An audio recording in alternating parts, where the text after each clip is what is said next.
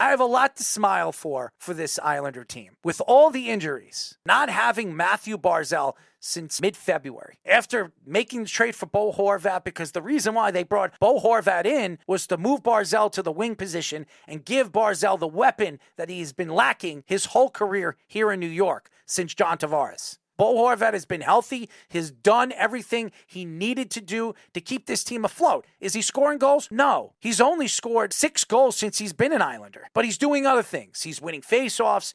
He's forechecking. He's doing what the Islanders needed him to do, and the reason why they gave him $8.5 million after they made a trade for him. Brock Nelson getting hurt the other day, coming back and playing as well as he has since he's been back on the ice has been fantastic to watch. This team is starting to play and fight on all cylinders. And what does that tell me about this team? As far as the playoffs are concerned, they're going to be dangerous. Sorokin has been one of the best goalies in the league. He's probably the second best goaltender, right behind the Bruins goaltender, Hallmark. Sorokin has done everything, stand on his head this year for the New York Islanders. This team is right where they need to be, right where they want to be. They're hot. They're going into the playoffs hot. They have a hot goaltender, and now their defense is starting to click. So if they could go in as the number 1 wild card spot in the Eastern Conference, they get Mathew Barzal back. It don't matter who they play. The Devils, the Rangers, the Carolina Hurricanes in the first round. None of those teams are going to want to play against this Islander team.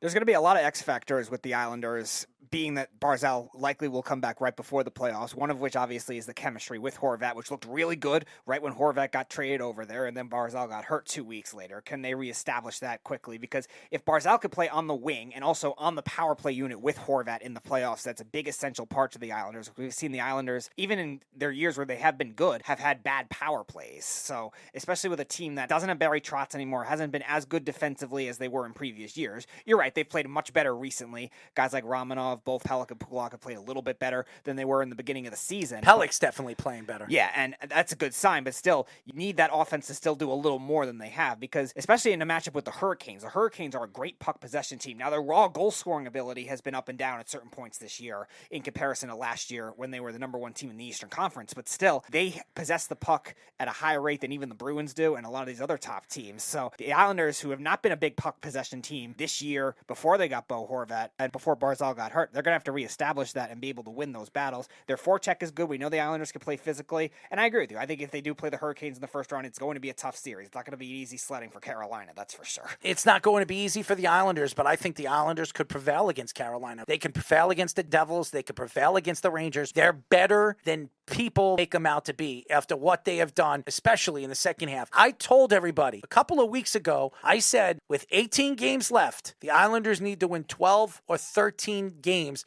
to make it to the playoffs. They can only lose 5 to 6, and they're doing it. They're doing everything I said they needed to do to make the playoffs, and they're right there on a cusp of making the playoffs. And that's a great sign for Lou Lamoriello, who really didn't make any moves besides the Bo Horvat and the Engvall move. Engvall is starting to play well for the Islanders. Finally, he's starting to put the puck in the net and playing what the Islanders believed he was going to play as a third-line winger and add some speed to those lines. Everything is working out right now. Now they got to get into the playoffs, and they have to play. As far as the Rangers are concerned, on Thursday night, that loss against the Devils really stung. And then on Friday night, losing against Buffalo even stung more. This is a team over the last couple of games is starting to play. Definitely has. But they cannot lose back-to-back games at the end of the season when you're chasing the Devils, when you're chasing Carolina. And now you have the Islanders lurking right behind you. Now, do I think the Islanders are going to catch the Rangers? No. But you do not want to go into the playoffs looking laggish, not putting the puck in the net. It's been a big problem for the Rangers. And when you add a guy like Patrick Kane, and he's still talented, he still can skate, he's fantastic, and Tarasenko made a lot of mistakes against Buffalo. Maybe he's tired, I don't know. But this Ranger team needs to play better right now, especially against teams that are fighting for a playoff spot and fighting for spots that you're fighting for. It's all about chemistry from here on out, reestablishing the kid line, which has played a lot better in recent weeks. Capo Caco had a very good game against Buffalo. Filipino, congratulations to him, got a new contract as well, 4 years, $17.5 million. He's starting to play well. I think he has 23 goals now on the season. That part of it is clicking, and finally Kane has started to get going after he had that rough start with the Rangers where he seemed like he was very passive. He didn't really fit right away. Tarasenko's played consistently well throughout the entirety of this process.